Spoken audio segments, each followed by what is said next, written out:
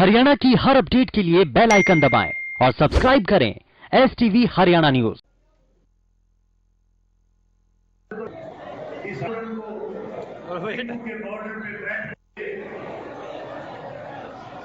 Number पूरा show नहीं हो रहा। मजबूती प्रदान करने वाले नकली वाला है नंबर है इधर ही फोन करें। इस आंदोलन में नकली के बॉर्डर पे लगातार पिछले 96 दिन से।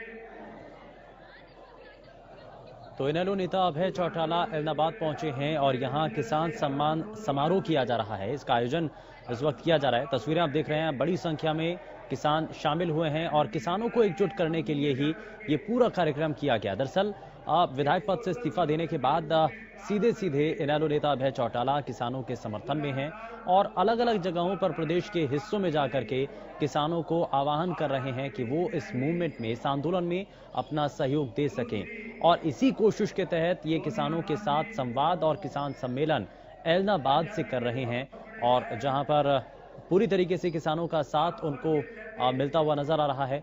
वहीं एलनाबाद की जनता जिस रूप में आज इस कार्यक्रम के अंदर नजर आ रही है, जाहिर तौर पर इस बात के क्या संकेत हैं, क्या वाकई में किसान आंदोलन के साथ अपने आप को खड़ा करते हुए अभय चौटाला, जो अब सिर्फ इंडियन नेशनल लोकदल की एक सीट पर आकर के रह गई थी, क्या अब इसका फायदा इंडियन नेशनल लोकदल को मिल पाएगा आने वाले समय में? क्या किसानों के इस मूवमेंट की वजह से उनका ये जो पूरा जो घटता हुआ ग्राफ था वो क्या वापस से आगे बढ़ पाएगा और किसको नुकसान होता है? ये खैर बहुत सारी चीजें हैं, लेकिन फिलहाल किसान सम्मान समारोह का आयोजन इस वक्त किया जा रहा है। ये तस्वीरें आप देख रहे हैं जहां पर किसानों को संबोधित किया जा रहा है।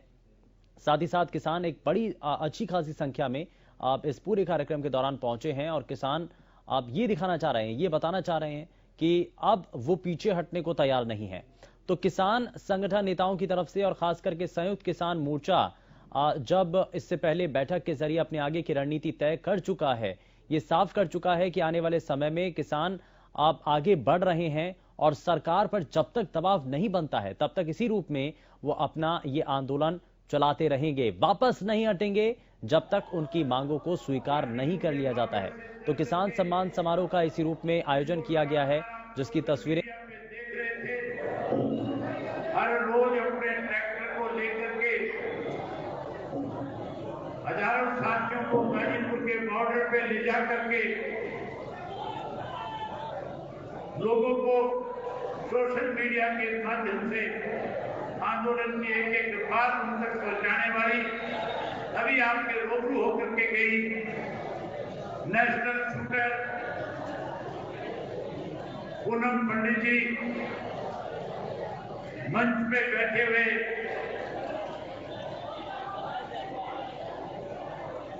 बहुत से जो किसान आंदोलन से लगातार जुड़े हुए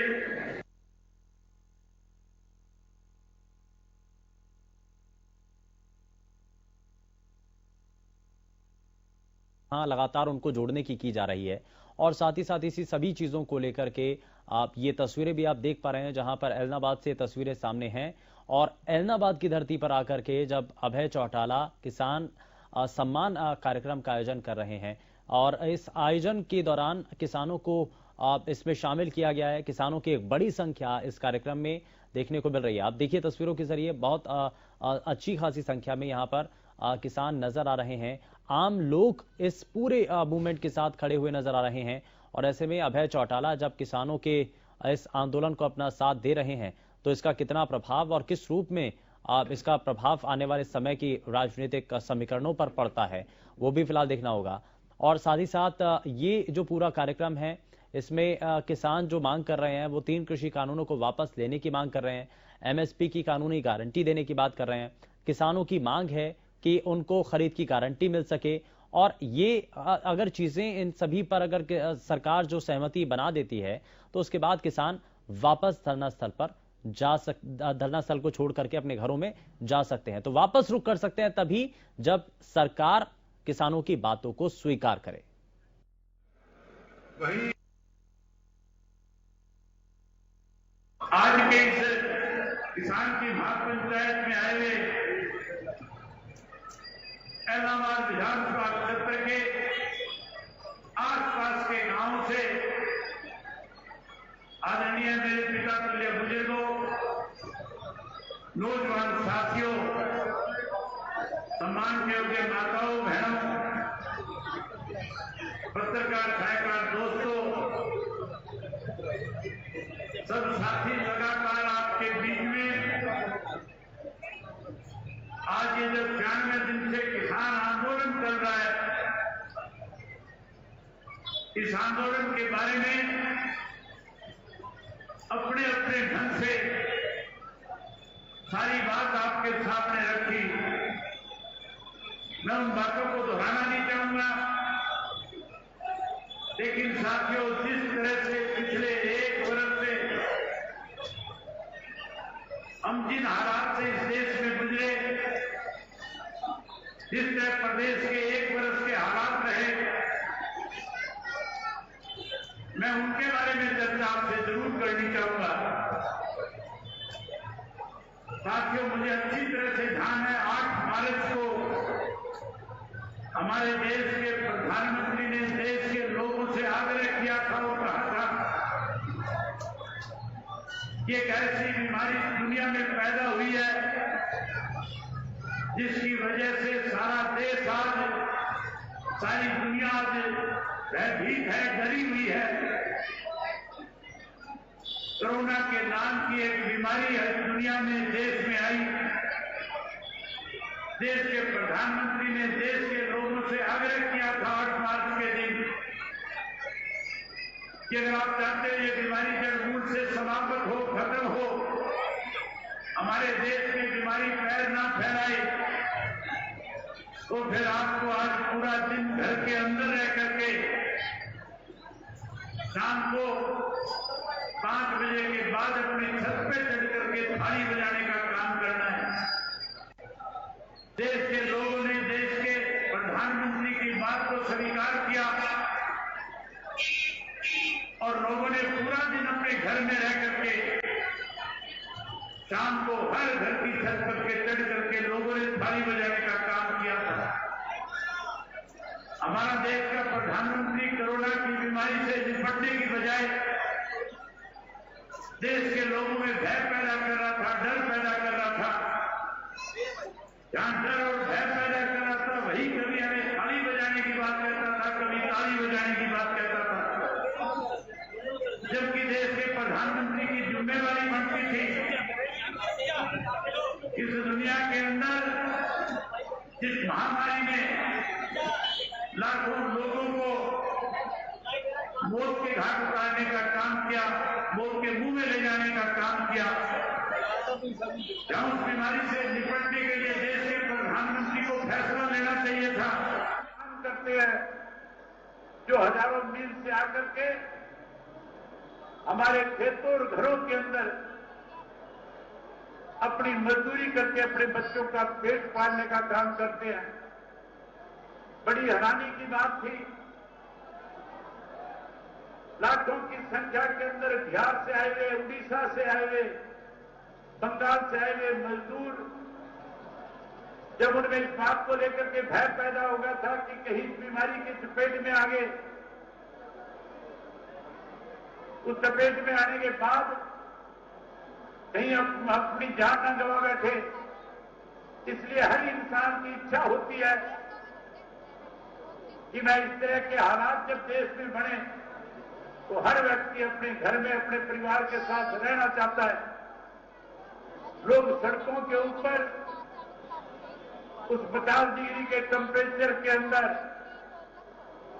बिना पैर में चप्पल डाले, पैरों में छाले लेकर के हजारों मील का सफर तय कर रहा था। देश के प्रधानमंत्री को इस बात को लेकर के कतई कोई चिंता नहीं थी, इस गरीब की रोटी का जुगाड़ कैसे होगा, ये गरीब अपने घर तक कैसे जाएगा, जहां उन्हें साधन मुहैया कराना चाहिए था। हमारा देश का प्रधानमंत्री लगातार लोगों के बीच में भय का माहौल पैदा करने के काम कर रहे थे। जहां साथियों कोरोना में पूरे देश के लोग परेशान थे, हरियाणा प्रदेश के अंदर कोरोना काल के दौरान 9 बड़े घोटाले हुए थे। लोग सड़कों के ऊपर उस 50 डिग्री के टेम्परेचर के अंदर बिना पैर में चप्पल डाले, पैरों में छाले लेकर के हजारों मील का सफर तय कर रहा था। देश के प्रधानमंत्री को इस बात को लेकर के कभी चिंता नहीं थी, इस गरीब की रोटी का जुगाड़ कैसे होगा, ये गरीब अपने घर कैसे जाएगा, जहां उन्हें साधन मुहैया कराना चाहिए था। 9 बड़े घोटाले हुए थे। अगर मैं एक एक घोटाले का विस्तार से जिक्र करूंगा तो बहुत लंबा समय जाएगा। हरियाणा के अंदर जब नई सरकार हुई थी, किसान अपने खेत की धान की फसल काट करके मंडी में बेचने जा रहा था। सरकार की एजेंसियां उस धान को खरीद रही थी, लेकिन जहां उसको एमएसपी का भाव मिलना चाहिए था, सरकार ने एमएसपी देने की बजाय 250-300 रुपए क्विंटल कम करके किसान की जेब पे डाका डालने का काम किया था। पहले धान के अंदर लूट की एक राजनीतिक कमेटी बनाई थी। उस कोरोना के काल को कैसे निपटा जाए, इसके लिए मुख्यमंत्री ने अपने सत्ता में, जहां वो खुद उसके चेयरमैन थे, मुझे मेंबर बनाया गया था, मेरे साथ भूपेंद्र सिंह हुड्डा मेंबर थे, वहीं उस कमेटी में उसके मंत्री भी शामिल थे। मैंने उनके सामने पूछा था, जब हमारी मीटिंग वीडियो कॉन्फ्रेंसिंग के द्वारा हो रही थी, मैंने उनसे पूछा, मुख्यमंत्री जी, जहां आपने सरसों में किसान को लूटने का काम किया, आने वाले समय में इस कोरोना के काल में गेहूं की फसल की कैसे किसान ले जाकर के मंडी में ले जाएगा। प्रदेश का मुख्यमंत्री कह रहा था, हम थोड़ा बहुत समय ज्यादा ले सकते हैं, लेकिन किसान का एक एक दाना खरीदने का काम करेंगे। साथियों, हैरानी की बात है, केंद्र की सरकार की तरफ से 17,000 करोड़ रुपया प्रदेश की सरकार को इसलिए दिया गया था कि वो किसान की गेहूं की फसल को खरीद के उसकी पेमेंट साथ की साथ करने का काम करे। पेमेंट देने की बजाय 2 महीने तक हरियाणा प्रदेश के किसान को बैंकों के चक्कर काटने पड़े थे। उस 17,000 करोड़ रुपए को एक बैंक था HDFC के नाम से, उस बैंक के लोगों के साथ सरकार में बैठे लोगों ने मिलकर के वो 17,000 करोड़ रुपया बैंक में जमा कराया। 800 करोड़ रुपया उस 17,000 करोड़ का 2 महीने का ब्याज बना। हर 800 करोड़ रुपया बैंक के अधिकारियों के साथ मिलकर के बैठ करके सत्ता में बैठे लोगों ने उस पैसे को अपनी जेब में डालने का काम किया। उसके बाद शराब का घोटाला हुआ, रजिस्ट्री का घोटाला हुआ, स्वास्थ्य विभाग का घोटाला हुआ। जहां घोटाले हो रहे थे, न प्रदेश के किसान को लूटा जा रहा था, जहां हर वर्ग के लोगों को परेशान किया जा रहा था, वहीं हमारा देश का प्रधानमंत्री कृषि के कानून बनाने जा रहा था। 3 काले कानून बनाने के काम किए। मैं साथियों ये बात जरूर कहना चाहूंगा कि जब कृषि के कानून का ड्राफ्ट तैयार हुआ, जब इसकी रूपरेखा बनाई गई थी, ये मामला 2012 का है। 2012 में हरियाणा प्रदेश में कांग्रेस की सरकार थी, केंद्र में कांग्रेस की सरकार थी, जो इसके लिए कमेटी मुकर्रर की थी, जिसके 5 मेंबर थे जो अलग अलग प्रदेशों के मुख्यमंत्री थे। उनमें हरियाणा प्रदेश का मुख्यमंत्री भूपेंद्र सिंह हुड्डा उस कमेटी का चेयरमैन था, जिस कमेटी ने इस ड्राफ्ट को बनाने का काम किया। आप थोड़ा सा पीछे करके देखोगे, 2012 को जब बजट का सेशन था, उसके अंदर कांग्रेस की तरफ से कृषि के इन 3 काले कानूनों का बिल भी आया था, और इन 3 काले कानूनों को बिल के रूप में ला करके हमारे ऊपर थोपड़ा कांग्रेस पार्टी चाहती थी। उस वक्त के अंदर जब ये बिल आया था, कांग्रेस के पास पूर्ण बहुमत नहीं था। कांग्रेस के पास ऐसे लोगों ने उनको सत्ता में लाने का काम किया था जो अलग अलग क्षेत्रीय दल थे, छोटे छोटे दल थे, जो अपने अपने प्रदेशों के अंदर किसानों की लड़ाई लड़ने का काम करते थे, किसानों को सुविधाएं देने का काम करते थे, उस वक्त में लालू प्रसाद की पार्टी का समर्थन कांग्रेस को था, मुलायम सिंह जी की पार्टी का समर्थन कांग्रेस को था, बीजू पटेल की पार्टी का समर्थन कांग्रेस पार्टी के साथ था। वहीं पश्चिम बंगाल के मुख्यमंत्री ममता बनर्जी की पार्टी का समर्थन भी कांग्रेस पार्टी के साथ था। शरद पवार की पार्टी का समर्थन कांग्रेस के साथ था। जब वो बिल लेकर के आए, जब उन्होंने चर्चा शुरू कराई, इन सब पार्टी के नेताओं ने कांग्रेस पार्टी की मुखिया सोनिया गांधी से जाकर के कह दिया कि अगर ऐसे काले कानून इस देश के अंदर आपकी सरकार लागू करना चाहेगी तो हम अपना समर्थन वापस ले लेंगे, आपकी सरकार गिरेगी। और सरकार के गिरने के डर से कांग्रेस पार्टी ने उन कानूनों को वापस लेने का काम किया। वो बिल लेकर आए थे, उसे कमेटी के सुपुर्द करके ठंडे बस्ते में डाल दिया था। साथियों, जो ड्राफ्ट कांग्रेस के समय में तैयार हुआ था, वही ड्राफ्ट आज भारतीय जनता पार्टी की सरकार ने कोरोना की आड़ के अंदर उनको कानूनी रूप देने का काम किया। जहां उसको कानूनी रूप दिया जा रहा था, हमारे हरियाणा प्रदेश की एक दिन के लिए असेंबली का सेशन हुआ था। केवल और केवल आपकी अपनी इंडियन नेशनल लोकल पार्टी ऐसी पार्टी थी जिसने विधानसभा के अंदर सबसे पहले इन तीनों किस्ती के काले कानूनों के खिलाफ अपनी आवाज बुलंद करने का काम किया। जहां हमने इसका विरोध किया, भाई साथियों, हरियाणा प्रदेश के हर डिप्टी कमिश्नर के हेडक्वार्टर पे जाकर के इन काले कानूनों को वापस लिया जाए, इसके लिए सदन में हर जिले के पार्टी के कार्यकर्ताओं को लेकर के डीसी को ज्ञापन देकर के भी आया था। साथियों, अभी बात चल रही थी कि मैंने इस्तीफा देने का काम किया। मैंने उस वक्त में इस्तीफा दिया तो कहीं ना कहीं उस आंदोलन को तोड़ने का भारतीय जनता पार्टी काम कर रही थी। आप याद हो 26 तारीख को 26 जनवरी के दिन जब हरियाणा से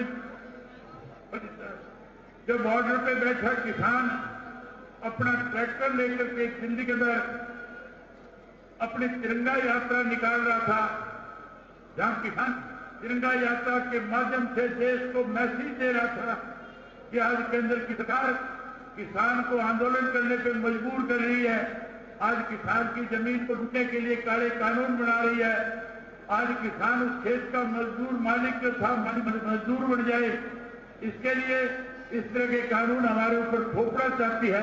उसके विरोध के अंदर लाखों किसान जो अपने अपने ट्रैक्टर पे बैठ करके जहां दिल्ली के लोगों का दिल जीतने का काम कर रहे थे, वहीं पूरी दुनिया को इस बात का संदेश दे रहे थे, प्रधानमंत्री से आग्रह कर रहे थे, कह रहे थे कि आप इन काले कानूनों को वापस लें, चाहे काले कानून वापस लेने का काम करें। वहीं आप देश के किसान के लिए एमएसपी का नया कानून बना करके उस किसान की फसल की गारंटी देने का काम करें। लेकिन साथियों, दिल्ली की सरकार, केंद्र की सरकार ये काले कानून वापस लेने के बजाय उन किसानों के खिलाफ देशद्रोह के मुकदमे बना रही थी। उन किसानों को कहीं ये कह करके बदनाम कर रही थी कि आंदोलन खालिस्तानियों का हो गया है, कहीं सिख और हिंदू को आपस में लड़ाना चाहती थी, हरियाणा और पंजाब के लोगों के बीच में विवाद खड़ा करना चाहती थी। एक षड्यंत्र 26 तारीख को रद्द करके इन्होंने इस देश के किसान को बदनाम करने की कोशिश करी थी। मैंने उससे पहले ये बात कही थी कि अगर 26 तारीख तक ये काले कानून वापस नहीं ले लिए जाएंगे तो 27 तारीख को असेंबली में जाकर के स्पीकर को अपना इस्तीफा सौंपने का काम करूंगा। मैंने साथियों इस्तीफा इसलिए भी दिया था कि लगातार बहुत सारे ऐसे नेता इस देश के थे जो किसान आंदोलन में जाकर के कहते थे कि हम आज सत्ता के साथ है, लेकिन किसान के साथ अगर सरकार किसी किस्म से कोई दबाने की कुचलने की कोशिश करेगी तो हम सत्ता को छोड़ करके किसान के साथ आकर खड़े हो जाएंगे। मैं उन बहरूपियों के चेहरे बेनकाब करना चाहता था जो केवल किसान की कोशिश कर रहे थे। हमारे हरियाणा प्रदेश के अनेक ऐसे विधायक थे जो जाकर के कहीं बॉर्डर के ऊपर घड़ियालियां उभारते थे, जो कहते थे कि हम किसान के हमदर्द, हम किसान के साथ रहेंगे।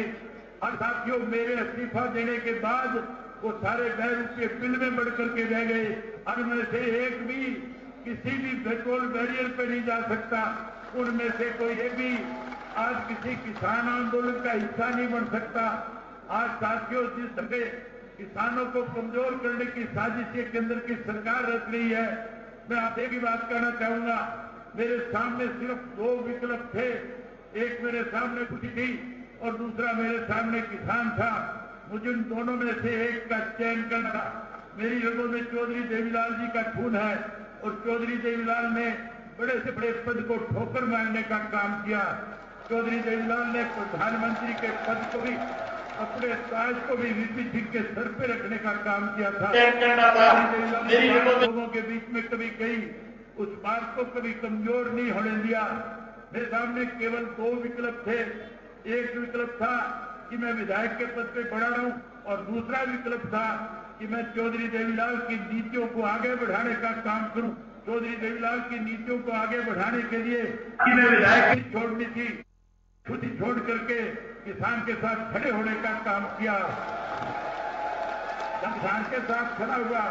वही साथियों, आपसे अपील करने के लिए आया हूं। आप बहुत लंबे समय से बैठे हो, बहुत देर से आप आए हुए हो। आपका मन, ये जो कलाकार साथी बैठे हैं, ये कलाकार पहले थे, आज ये किसान के पुत्र है, आज ये किसान के बेटे हैं, आज ये किसानों की आवाज है, आज ये किसानों के लिए लड़ने का काम कर रहे हैं। आज ये मनोरंजन करवाने के लिए नहीं आए, आज आप ये आह्वान करने के लिए आए हैं कि अगर आप किसान के घर में पैदा हुए हो तो फिर आपको सारे राजनीति से ऊपर उठ करके, सारी आपसे छोटे मोटे विवाद भूल करके इस किसान आंदोलन का हिस्सा बन करके उस किसान को नए सिरे से आजाद कराने का काम करो, जिस किसान को आज देश की सरकार कमजोर करने की कोशिश कर रही है। मैं उम्मीद करूंगा कि हमारे इलाके का एक एक किसान जो है, फसल की कटाई का समय आने वाला है, उसको चिंता करने की जरूरत नहीं है। साथ ही इस आंदोलन को मजबूत करने के लिए आप लोगों को अपनी खड़ी फसल खेत के अंदर, जिसकी चिंता मत करना, किसी साथी की फसल की कटाई में दिक्कत आएगी, मुझे फोन करके कह देना, उसके खेत में कंबाइन भेज दूंगा, उसके गेहूं मैं कटवाऊंगा, उसकी गेहूं मैं निकलवाऊंगा और उसकी गेहूं को एमएसपी पे मेरा काम है बिकवाने का। सरकार नहीं अगर उसको खरीदेगी तो सरकार के गर्दन पे पैर रख करके आपकी फसल को सरकार से एमएसपी के रेट पे बिकवाने का काम करूंगा। साथियों, आपसे एक और बात कहना चाहूंगा। आज के जो हालात है, आज जिस तरह से लोग लगातार किसान को कमजोर करने की कोशिश कर रहे हैं, चाहे वो किसी भी राजनीतिक दल से जुड़े हुए हैं। आज जींद के लोगों ने फैसला किया है कि जींद के अंदर बीजेपी और जेजेपी का कोई भी नेता किसी काम में नहीं जा सकेगा। आज पूरे सरसा जिला से आए हुए आप लोग बैठे हैं, आप आज एक फैसला लेकर के जाओ कि आपके भी किसी गांव के अंदर बीजेपी और जेजेपी का कोई नेता प्रवेश नहीं कर पाएगा। अगर कोई आएगा तो हम उसका विरोध करने का काम करेंगे, लोग उससे इस्तीफे की मांग करेंगे। मैं उम्मीद करूंगा कि आप लोग इसका डट करके विरोध करोगे। अगर आप विरोध करोगे तो दोनों हाथ खड़े करके मुझे बताओ कि हम विरोध करने का काम करेंगे। जहां सब लोग विरोध करोगे वहीं इलाहाबाद का बाई इलेक्शन आएगा। इलाहाबाद के लोगों से विशेष कहना चाहूंगा, क्योंकि इलाहाबाद के लोगों का कर्ज मेरे ऊपर है। आप लोगों ने मेरे पर विश्वास व्यक्त किया था, आपने मुझे विधानसभा का सदस्य चुना था, उन हालात में आपने मुझे वोट दिया था। जब देश का प्रधानमंत्री मुझे यहाँ हराने के लिए आया था, आप लोगों ने देश के प्रधानमंत्री की बात सुनने की बजाय आप लोगों ने लेके वोट डाल करके मुझे विधानसभा भेजा था। साथियों, उसी तरह से आने वाले समय में जब चुनाव हो आपके यहाँ पे, तो उस चुनाव के अंदर भी भारतीय जनता पार्टी और जेजेपी के लोगों को सबक सिखाना और फिर से अपनी ताकत हरियाणा की विधानसभा में भेजने का काम करना। आप आए, आप सबने मेरी बात को सुना, आप सबका बहुत धन्यवाद। जय हिंद।